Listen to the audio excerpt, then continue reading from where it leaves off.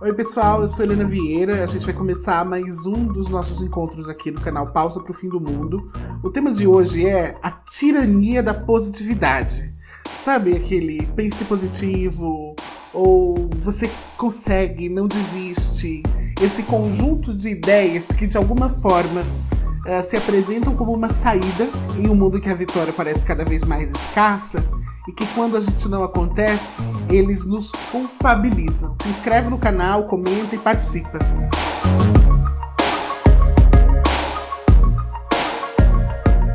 Hoje a gente vai seguindo nesse tema do fracasso, da tirania da positividade. A ideia não é fazer um elogio ao fracasso. Não é dizer assim, por favor, fracasse, olha, se você fracassar, seja feliz com o seu fracasso. Não é disso. Não se trata de romantizar as experiências que são de dor, que são de não realizar aquilo que nós queremos realizar. A questão é outra.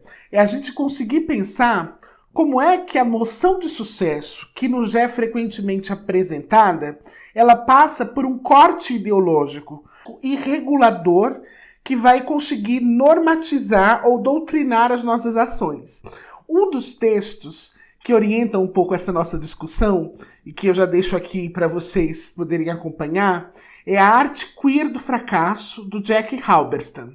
O Jack Halberstam, ele vai pensar o fracasso a partir das pessoas queer. Ele vai dizer assim, ora, as pessoas queer, e nesse caso pessoas queer seriam as pessoas sexo-gênero dissidentes, ou que têm uma corporalidade outra que não seja normativa, elas já são fracassadas a priori, não é? E por que as pessoas queer são fracassadas a priori? Porque elas representariam, em relação ao sucesso de gênero, não é? Então, qual é a ordem do sucesso no neoliberalismo? A ordem do sucesso no neoliberalismo, ela é reprodutiva, ou seja, ter sucesso em reproduzir, ter família, gerar filhos, etc. E ela é uma ordem de sucesso heteronormativa, porque bem, a heteronormatividade garante a reprodução, e ela é uma ordem de sucesso financeira. Então, ter sucesso significa, em alguma medida, conseguir ganhar dinheiro, conseguir ascender socialmente. O que o Jack Halberstam vai dizer, olha, as pessoas queer, elas são de partida fracassadas, isso porque elas fracassam nos ideais reprodutivos, elas fracassam na adequação às normas de gênero. Não é? Então veja, um homem gay afeminado, ele é necessariamente, desde o princípio, um homem que fracassa em ser homem do ponto de vista da norma da masculinidade. Não é? Assim como uma mulher lésbica, assim como uma mulher trans, também representam processos que são de fracasso de gênero. Não é? Obviamente, no interior do neoliberalismo, essas experiências de fracasso elas podem ser, de alguma forma, capturadas. Não é? Quando o Jack Halberstam, no livro Arte Queer do Fracasso, começa então esse estudo sobre o fracasso, ele está nos perguntando o que vem depois do fracasso? O que vem depois da esperança? O que acontece quando tudo aquilo que nós planejamos não dá certo? Essa é uma pergunta importante porque a gente tem um modelo social, econômico-social e subjetivo que favorece ou que nos incentiva intensa e continuamente a obter sucesso. Né? Se esforce, você pode ter sucesso se você se esforçar. O sucesso, nessa lógica sempre reprodutiva, sempre financeira, ele vai exigir de cada um dos sujeitos constantes formas de sacrifício, de autossacrifício, não é? E de positividade. Só que veja só, a gente tem vivido momentos do mundo que não são momentos favoráveis à positividade.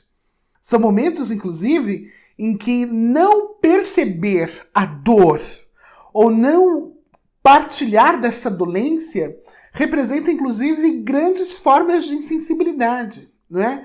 Como é, então, que nós conseguimos, nesse tempo, abandonar esse peso do fracasso? Abandonar essa ideia de que se fracassamos é porque somos preguiçosos, é porque somos vagabundos, é porque fizemos escolhas equivocadas. Não é? Trata-se, na verdade, de reordenar o campo e os sentidos de fracasso e de sucesso, rompendo com essa lógica. Não é? Porque, veja, o nosso tempo tende a produzir uma multidão de fracassados. Isso porque essa multidão de fracassados ela é cada vez mais impelida a tentar resolver seus problemas com esforço individual quando esses problemas são da ordem coletiva. Quando esses problemas são da ordem das estruturas, não é? Eu lembro que uma vez um rapaz veio me contar uma história que era sobre um fazendeiro que estava na zona de conforto. Ele dizia que esse fazendeiro tinha sua casinha, né? E essa casinha tinha uma vaquinha, né? E que essa vaquinha sustentava eles, mas eles não cresciam. E aí um dia chegou um sábio, que essas histórias têm sempre um sábio. Um dia chegou um grande sábio e disse assim, olha, você precisa sair da sua zona de conforto para crescer, para virar um grande fazendeiro. E jogou a vaquinha do desfiladeiro. Quando a vaquinha caiu do desfiladeiro, segundo a moral da história, em pouco tempo o cara tinha já 16 vacas. E a moral da história era, ele saiu da sua zona de conforto e por isso ele conseguiu crescer. E quando o boy me contou essa história, eu obviamente fui questioná-la. E questionei da seguinte maneira. Eu falei, olha, mas e o vizinho, e o outro vizinho, e o outro vizinho, e o outro vizinho que também tinham vaquinhas? Se eles também jogassem as vaquinhas do desfiladeiro, todos, com o esforço de sair da zona de conforto, se tornariam fazendeiros? Não. E aí esse é o problema da lógica do sucesso, desse sucesso heróico, que é, para cada sucesso, para cada um que empreendendo na ilusão do sucesso, para cada um que engaja a sua energia na ilusão do sucesso, milhares de fracassos se produzem. E os fracassos eles são sempre negativados e não entendidos como possibilidades de existir. Não é? Então pensem assim, por exemplo, dentre os fracassos que vocês atravessaram na vida de vocês, quantos deles são constituintes? Quantos deles foram experiências que produziram algo na forma de existir? O que o Chuck Halberstam quer dizer no seu artigo do fracasso é que, de alguma maneira, o fracasso faz com que a gente se leve um pouco menos a sério. A experiência do fracasso, ela é, em certo sentido, uma experiência que nos liberta. E ela nos liberta não porque ela não dói, mas porque talvez ela permita a construção de laços, de formas de coligação entre os sujeitos. Porque nós seremos cada vez mais e mais fracassados. Porque não se trata de pensar positivamente. Trata-se, na verdade, de um processo ideológico que nós vivemos mais ou menos desde o final dos anos 80 e início dos anos 90, que tem dissolvido os laços comunais, ou seja, os laços de ajuda mútua, em nome da autoajuda. Porque a solidariedade entre as pessoas ela é reduzida nessa lógica da autoajuda, nessa lógica do sucesso. Porque, bem, eu tenho que me aliar com pessoas que são melhores que eu. Por que eu vou ser amigo de alguém que não merece, por alguém que não se esforça? Porque não é sempre uma questão de esforço. Né? Nós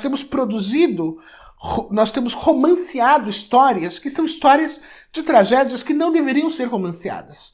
Nós romanceamos a história da menina que precisa andar 12 quilômetros para chegar na escola e nós dizemos ela é uma vencedora. E aquelas, então, que decidiram não andar os 12 quilômetros são perdedoras. É essa lógica, é essa forma de organizar o nosso entendimento sobre as pessoas entre fracassados e vitoriosos? Não. Até porque aquilo que nós entendemos, aquilo que pode ser tido como sucesso, não é necessariamente sinônimo de uma experiência feliz. A questão é que o sucesso ele é sempre normativo. O sucesso demanda de você sempre enquadramento. E por isso o sucesso não produz nada novo. O sucesso reproduz as fórmulas já estabelecidas. O sucesso é profundamente tradicional nesse sentido. Né? Ele vai reproduzir as formas já consolidadas ao invés de valorizar a experiência da errância. Eu não estou dizendo que nós devemos desejar o fracasso, repito. O que eu estou dizendo é, quando ocupamos o lugar socialmente dado do fracasso, o que se pode fazer ali? Como experienciar essa experiência sem rejeitá-la? Como experimentar, por exemplo, a tristeza? Como experimentar a reclusão? Como experimentar a dor? Essas são questões que elas são fundamentais no nosso tempo. Sobretudo porque nós vivemos aquilo que eu chamava de a tirania da positividade. Que é a ideia de que nós nunca podemos estar tristes. E por nunca podermos estar tristes, nós perdemos cada vez mais a nossa capacidade de experimentar a alegria. Porque, veja só, nós experimentamos a alegria na medida em que conseguimos experimentar também a tristeza. Mas veja, é só você ficar quietinho um minuto assim, tá se sentindo triste, que alguém vem. Ah, não fique triste não, sorri. Ora, mas não posso ficar triste? Não é a tristeza também uma experiência que deve ser experimentada? Esses processos que nos colocam, que em primeiro lugar ultra responsabilizam o indivíduo pelas suas condições de vida, né? E eu não estou dizendo que nós devemos nos desresponsabilizar pelas nossas condições de vida. Eu estou pensando que as nossas ações, ou seja, a nossa capacidade de agência em relação às nossas condições, ela é limitada. Então nós temos sempre, quando a gente pensa, por exemplo, em esforços coletivos de transformação, entender que alguns problemas são de outra ordem. Que não basta eu desejar ou eu pensar bem. Que não basta eu formatar o meu corpo para o sucesso. Porque isso não é outra coisa senão um dispositivo ideológico que vai produzir formas específicas de disciplina e formas específicas de desassociação. E aí esse é um fenômeno muito marcante desse período que nós chamamos de neoliberalismo. Não é? Muitos teóricos têm se referido a esse período específico do neoliberalismo. Né? Uma delas, que é uma filósofa e cientista política incrível chamada Wendy Brown, escreveu um livro que se chama A Revolução Secreta do Neoliberalismo. E nesse livro ela vai falando sobre como o neoliberalismo funciona como um modo de vida. Não é? Ela vai fazer uma discussão de neoliberalismo muito a partir das proposições do Michel Foucault, não é? E vai pensar o neoliberalismo como capaz de produzir um modo de vida específico que vai cada vez mais produzir um sujeito neoliberal, que é justamente esse sujeito que ele está, em primeiro lugar, destituído da perspectiva de um futuro coletivo, que ele está, em segundo lugar, destituído da possibilidade de habitar o mundo comum, né? Nós habitamos sempre o mundo do privado, e ele é um sujeito que ele se formata para ter o sucesso como religião, e o sucesso como utopia inalcançável, como utopia religiosa inalcançável. O que vai acontecer é que muitos de nós fracassaremos nisso. E o fracasso, nesse sentido, ele pode nos ofertar possibilidade de inventar novos modos de viver. Porque, veja, nenhuma experiência é um fracasso por si. Isso é importante. Ela é sempre um fracasso em relação a um ideal de sucesso. Então, a pobreza não é necessariamente um fracasso. Não é? O que dói da pobreza é porque ela produz morte. Mas também não será a riqueza o remédio da pobreza. Será o acesso aos bens comuns que permitem a vida. Bens comuns e bens coletivos que permitem o acesso à vida. Ainda seguindo a discussão da Wendy Brown, esse mesmo processo do capitalismo neoliberal, ele vai produzir uma subjetividade individualista e individualizante, cada vez mais individualizante. E aí, por último, eu gostaria de lembrar de um outro livro, de um autor chamado Mark Fisher, que ele escreve o realismo capitalista. E ele diz, o realismo capitalista, ele usurpa de nós, ou seja, que é a realidade factual do capitalismo, deste momento, ela usurpa de nós a possibilidade de pensar um outro mundo que não seja subjugado pelo trabalho, que não seja subjugado por um ideal masculinista de herói. A positividade, o pensamento positivo, a autoajuda, elas funcionam como uma espécie de religião do neoliberalismo. E funcionando como essa espécie de religião do neoliberalismo, ela vai se difundir, e ela vai se enraizar, e ela vai funcionar como um fenômeno que vai capturando outras dimensões da vida. Captura o mundo da religião, captura determinadas profissões. Não é?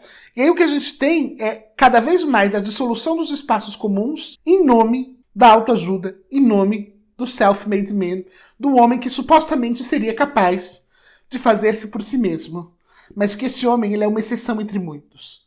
E aí a pergunta é, para estes muitos, para mim que componho estes muitos, como é que nós vamos nos coligar? Como é que nós vamos estar juntos para habitar um mundo que parece não ser feito para nós? Para habitar um mundo que quer nos culpar por aquilo que fez conosco? Como nós podemos estar juntos para habitar esse mundo? Essa é a pergunta. Como nós podemos habitar esse mundo a partir das nossas vulnerabilidades, ao invés de nos envergonharmos por elas? É isso, gente. Muito obrigada. E a gente se encontra no próximo vídeo.